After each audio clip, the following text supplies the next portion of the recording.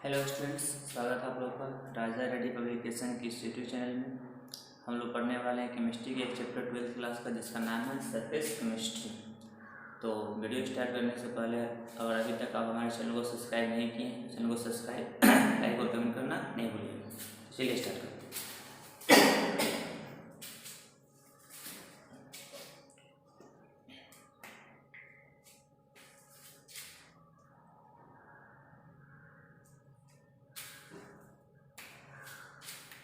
यह कोई सतह मान लेते हैं। इस सतह पर कोई आकर कंद चपका होगा तो यह भी जो ठोस पदार्थ है या कोई ठोस पदार्थ जो सतह है इसमें दो भाग हो सकता है। एक हो सकता है हमारा जो यह जो पार्ट ऊपर वाला, इसको हम कहते हैं पृष्ठ या सरफेस, और एक जो अंदर वाला भाग होता है उसको कहते हैं स्थूल। एक पृष्ठ और एक क्या चीज स्थूल। तो पृष्ठ स्थूल में अंतर क्या है उसको अगर समझने का प्रयास करें हम लोग तो ये पूरा चैप्टर ही जो है संबंधित है किसी से, पृष्ठ से। तो होता है क्या कि अगर कोई जो है कण तो हो सकता है कि यह कोई कण इसके पृष्ठ पर आकर जमा हो जाए। कहाँ पर जमा हो जाए? पृष्ठ पर। या हो सकता है कि कोई कण जो है इसके जो है अंदर आकर क्या हो जाए? जमा हो जाए। तो अब हमको जो है डिपेक्ट समझना है कि यह जो है पृष्ठ पर जमा होगा तो क्या होगा और इसके अंदर जमा होगा तो क्या होगा। एक एक करके हम समझने का प्रयास करते हैं। इसको उदाहरण को पहले समझ सकते हैं। जैसे मान लेते हैं कि हमारे पास यह कोई डस्टर है, देख पा रहे हो, इस पे कोई जो है चौक इस पे डालेंगे तो चौक को इस पे डालेंगे तो चौक जो होगा कण उसका ये पूरी इसकी ऊपरी सतह पर आकर क्या हो जाएगा? जमा हो जाएगा। तो ऊपरी सतह पर आकर जमा होगा तो एक यह घटना, एक इसी चौक को अगर हम पानी में डाल देंगे, कहाँ डाल देंगे? पानी में। तो पानी में डालेंगे तो यह जो पूरी तरह से जो है पानी में क्या हो जाएगा? भीग जाएगा। पूरी तरह से पानी में भीग जाएगा तो आप देख रहे हैं कि यहाँ पर जो कुल कितना घटना हो रहा है? दो। एक, जब इसके चौक का कण डाले तो यह पूरी तरह से ऊपर वाला भाग में जमा हुआ से पृष्ठ पर, और एक जब इसको पानी में डाल दिए तो पूरा पानी जो है इसमें आकर क्या हो गया? इसके सतह पर, सतह के अंदर भी पानी का कण इस पे आ गया। तो यही है घटना। तो जो भाग अगर कोई कण जो है पृष्ठ पर आकर जमा होगा इसको कहेंगे हम लोग अधिशोषण। क्या कहेंगे हम लोग? अधिशोषण। अगर कोई कण जो है वह इसके स्थूल में आकर जमा होगा इसको कहेंगे हम लोग अवशोषण। क्या कहेंगे हम? अवशोषण। ध्यान समझने का प्रयास कीजिए। तो जैसे इससे पहले वाला बताया आपको कि जो डस्टर था, इस डस्टर में जो है आपका जो सिर्फ डस्ट जो आकर इसके ऊपरी वाला भाग में जमा हो रहा था तो वह कहलाएगा आपका क्या चीज? अधिशोषण। अब पानी जो पूरी तरह से इसके अंदर जाकर अवशोषित हो गया तो उसको कहेंगे हम लोग क्या? अवशोषण। तो अधिशोषण मतलब कहने का अर्थ किसी अणु का जो है ठोस की सतह पर आकर जमा होना वही कहलाता है क्या चीज? अधिशोषण। अवशोषण मतलब किसी अणु का किसी ठोस के संपूर्ण भाग में मतलब स्थूल में जाकर जमा होना क्या कहलाता है? अवशोषण। अब इसको समझने का प्रयास करें। तो यह जो अधिशोषण की क्रिया में देख रहे हैं कि जो पार्ट जो है सतह पर आकर जमा हो रहा है उसको कहते हैं हम लोग अधिशोष्य।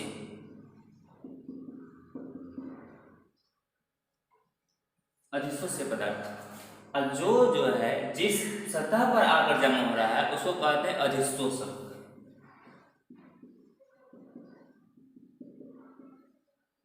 अधिशोषक। अधिशोष्य मतलब जो इसके इस पर आकर जमा होगा, जो भी पदार्थ आकर सतह पर जमा होगा उस पदार्थ को कहेंगे हम लोग अधिशोष्य। और जिस सतह पर आकर जमा होगा तो सतह को हम लोग क्या कहेंगे? अधिशोषक। जैसे इस पर जो डस्टर का जो कण आ रहा था जो चौक का तो वह वाला कहलाएगा आपका अधिशोष्य। और इस यह जो पदार्थ जिस पर आकर जमा हो रहा है वह कहलाएगा हमारा क्या चीज? अधिशोषक। तो चलिए मुख्य रूप से यहाँ पे चार बात हो गया।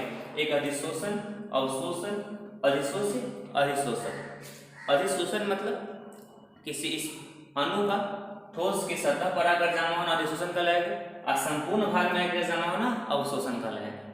उसके बाद जो भी पदार्थ आकर जमा होगा उस पदार्थ को अधिशोष्य कहेंगे और जिस पदार्थ पर जमा होगा उस पदार्थ को क्या कहेंगे? अधिशोषण। तो चलिए इसका हम डेफिनेशन जो लिखने का क्या करते हैं? प्रयास करते हैं एक बार।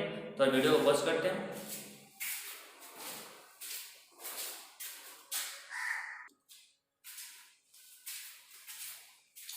तो जैसा कि आप देख पा रहे हैं, अधिशोषण मतलब आने का अर्थ है किसी अणु की स्पीशीज का ठोस की सतह पर जमा होने की क्रिया को अधिशोषण कहते हैं। तो जो ठोस की सतह पर जमा होगा उसको कहेंगे अधिशोषण, और जो भी उसके संपूर्ण भाग में जमा होगा, किसी अणु की स्पीशीज का ठोस के संपूर्ण भाग मतलब स्थूल में जमा होने की क्रिया को अवशोषण कहते हैं। तो अब इस दोनों में थोड़ा सा हम अंतर पढ़ने का प्रयास करेंगे। जैसे आप देखें कि यह कोई ठोस पदार्थ था, इसके सिर्फ इस पर जमा होने की क्रिया यह कहलाएगा आपका क्या चीज, अधिशोषण, और यह वाला यह संपूर्ण भाग में जो है जमा होने की क्रिया क्या कहलाएगा, अवशोषण। तो होता क्या है कि हम बाहर से फेंके कोई कण, तो यह इस पे जमा हुआ और ये कुछ इस पे जमा हो गया। तो पहला अगर अंतर देखें तो दोनों का परिभाषा हो सकता है। दूसरा अंतर क्या होगा कि जो भी अणु का जो है इसके ठोस पदार्थ की सतह पर जो है, इस वाले सतह पर जो है अधिशोषण क्रिया में सांद्रता अधिक होगा। सांद्रता क्या होगा, अधिक होगा, मतलब असमान होगा। लेकिन इस वाले में जो है ठोस अगर सतह पर बात करें तो सतह पर जो है सांद्रता हमेशा जो है, यहाँ पे बहुत सारा जमा हो सकता है, परत बहुत सारा परत जमा हो सकता है। तो इस वाले में जो है सतह पर सांद्रता अधिक होगा, लेकिन इस वाले में सतह पर सांद्रता हमेशा एक समान होगा। सतह पर ज्यादा इफेक्ट नहीं पड़ता क्योंकि ज्यादा जो है ज्यादा पूरा कहाँ चला आता है, इसके अंदर वाले भाग में। तो अगला अंतर लिखने का प्रयास करते हैं। इस तरह लिख सकते हैं, इसमें सतह पर अणु की सांद्रता अधिक होती है और इस वाले में जो है सतह पर अणु की सांद्रता अधिक या कम नहीं होता, हमेशा एक समान होता है।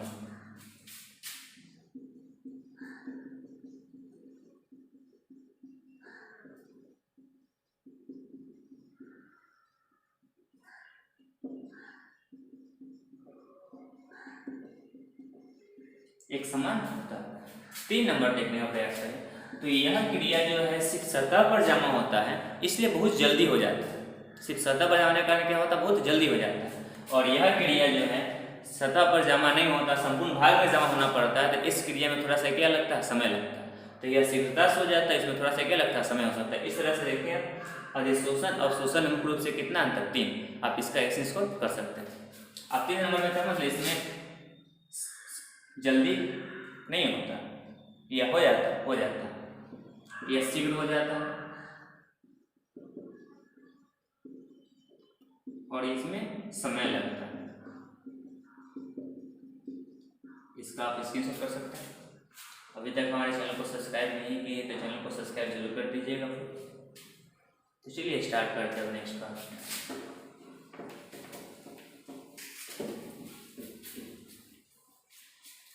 तो आप पढ़ चुके हैं अधिशोषण, अवशोषण और अधिशोष्य पदार्थ और अधिशोषक। अब हम लोग पढ़ने वाले थोड़ा सा आगे क्या पढ़ेंगे उसको समझने का प्रयास करते हैं। आप पढ़ें अधिशोषण।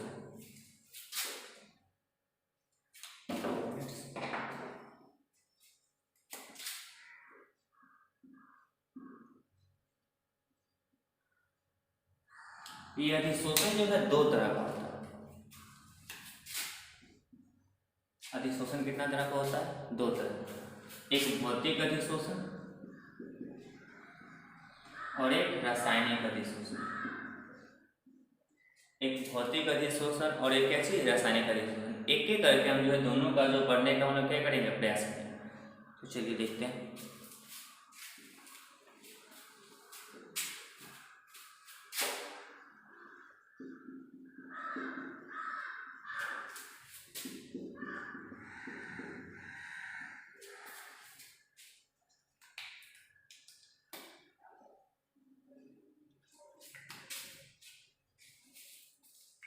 चलिए देखिए, सबसे फर्स्ट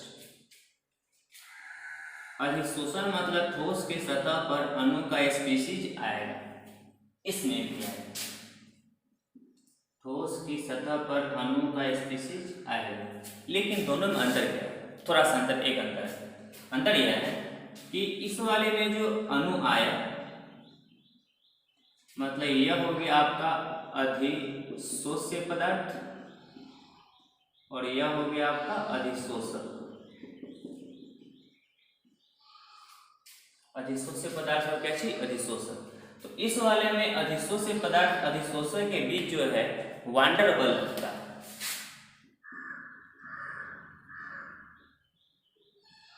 कौन सा बल लगता है? Van der Waals. किसे किसके बीच? अधिशोषित पदार्थ अधिशोषक के बीच कौन सा बल लगता है? वान डेर वाल्स लगता है। और इस वाले में जो है इसके बीच रासायनिक बंध लगता है। अब दोनों में अंतर क्या है इसको अगर समझने का प्रयास करेंगे तो आप अच्छी तरह समझ सकते हैं। जैसे एक टेबल कोई टेबल मान लेते हैं क्या टेबल है, तो इस टेबल पर हम चौक ला के फेंकें, चौक का जो होता है महीन पर उसको डालें तो यह सतह पर आके आसानी से क्या हो गया? जमा हो गया। तो इसको हम आसानी से हटा सकते हैं। तो यह जो आके जमा हुआ यह आसानी से हट जाएगा, मतलब थोड़ा कमजोर हो। तो यह अधिशोषित पदार्थ अधिशोषक के बीच जो है जो वान डेर वाल्स लग रहा है, मतलब यह केवल इसके ऊपर ला के डाले हम जो चौका कण, तो वह जो है दुर्बल होगा।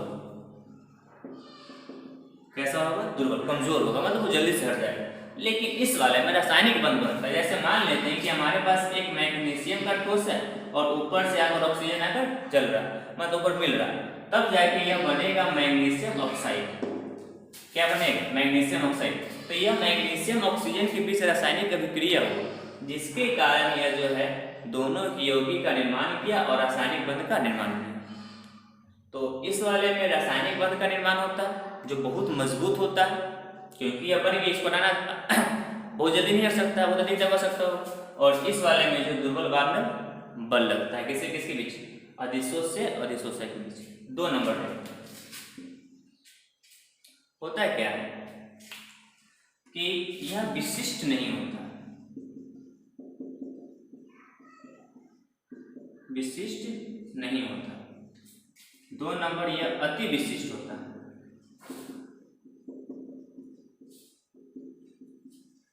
अब यह क्या होता है इसको अगर समझने का प्रयास करें तो विशिष्ट नहीं होता, मतलब कहने का अर्थ हो गया कि यह कोई बहुत ज्यादा बड़ा कोई क्रिया नहीं होता, क्योंकि आसानी से जो है आकर जो है कोई क्रिया यहाँ पे अणु का चौक का कण है या टेबल पर आकर चिपक जाए।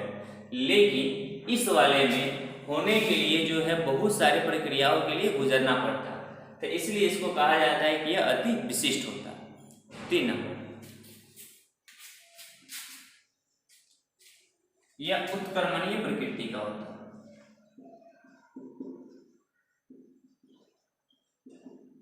उत्क्रमणीय प्रकृति का होता है, यह होता है अनुत्क्रमणीय प्रकृति।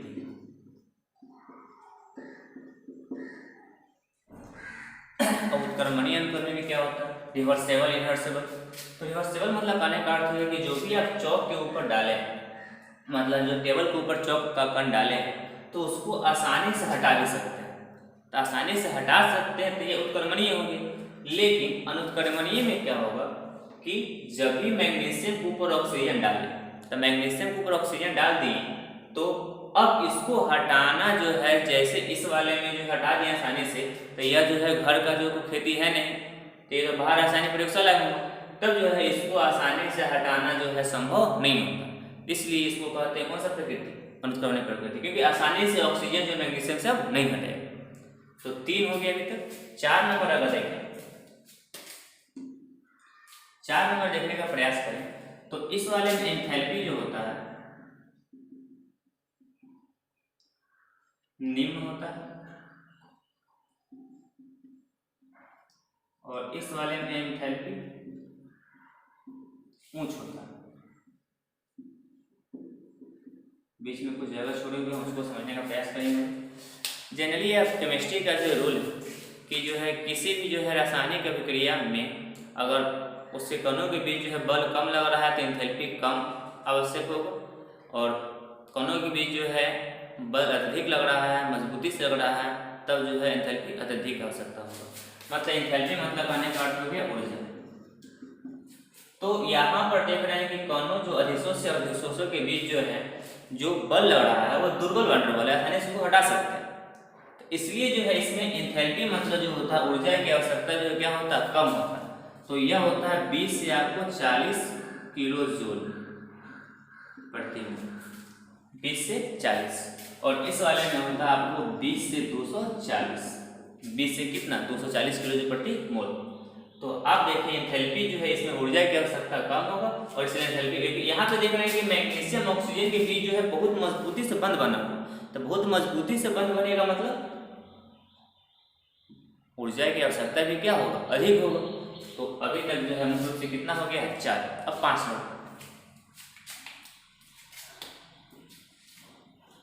5 नंबर में क्या होता है कि इस वाले में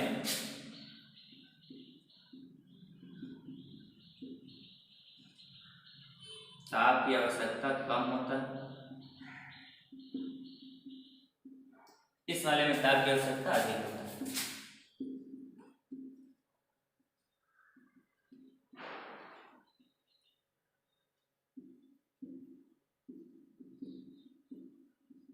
ताप की आवश्यकता क्या होता है, अधिक होता है। मतलब ऐसे समझिए कि यह क्रिया जो है कम ताप पर भी आसानी से आकर चिपक जाएगा, लेकिन किसी भी रासायनिक अभिक्रिया को होने के लिए जो है अत्यधिक ताप की क्या होती है, आवश्यकता होती है। तो इस वाले में तो रासायनिक बंध का निर्माण हो रहा है, तो रासायनिक बंध के निर्माण के लिए ताप की आवश्यकता भी होगा।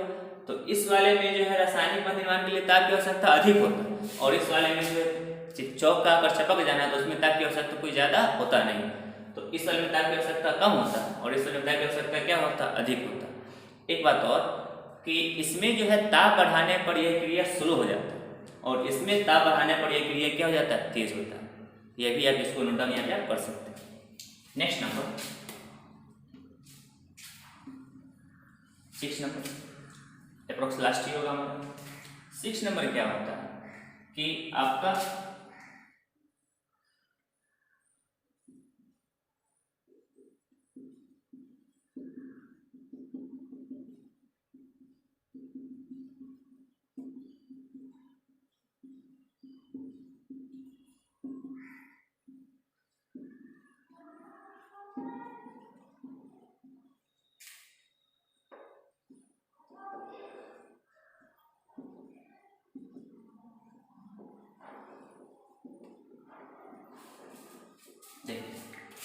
अधिशोषक के सतह पर बहुआण्विक स्तर बनता है, जबकि इसमें आणविक स्तर बनता है। उसको और समझने का प्रयास करें। तो यह जो था आपका, तो इसमें जो है चौक का कण जो बहुत सारे स्तर का निर्माण कर सकता है, तो यह बहुआण्विक स्तर का निर्माण किया। लेकिन इस वाले में देखें तो यह मैग्नीशियम था, तो मैग्नीशियम के ऊपर आया ऑक्सीजन, तो यह मैग्नीशियम ऑक्सीजन मिलकर जो बना दिया आपका कौन, मैग्नीशियम ऑक्साइड। तो मैग्नीशियम ऑक्साइड बन गया, लेकिन और इसमें ऑक्सीजन आकर जमा होगा, तो इस ऑक्सीजन और इस ऑक्सीजन के बीच जो है कोई क्रिया ही नहीं होगी। तब क्रिया नहीं होगा मतलब करने का अर्थ हो गया कि यह जो है इस पर नहीं होगा और यहाँ से क्या हो जाएगा, उड़ जाएगा, और उड़ जाएगा मतलब सिर्फ स्तर का मतलब आणविक स्तर का क्या होगा, निर्माण होगा। तो इस तरह से देखते हैं आप जो है भौतिक और रासायनिक अधिशोषण मुख्य रूप से जो है कितना अंतर, 6 अंतर, जिसका आप स्क्रीनशॉट कर सकते हैं। तो अभी तक आप हमारे वीडियो का जो है लाइक नहीं किए हैं, कमेंट और शेयर करना नहीं किए हैं, तो उसको जरूर कीजिएगा और साथ में चैनल को सब्सक्राइब करना नहीं भूलिएगा। आज के लिए इतना ही, और नेक्स्ट वीडियो में पढ़ेंगे जो है समतापी वक्र। तो आज के लिए थैंक्स।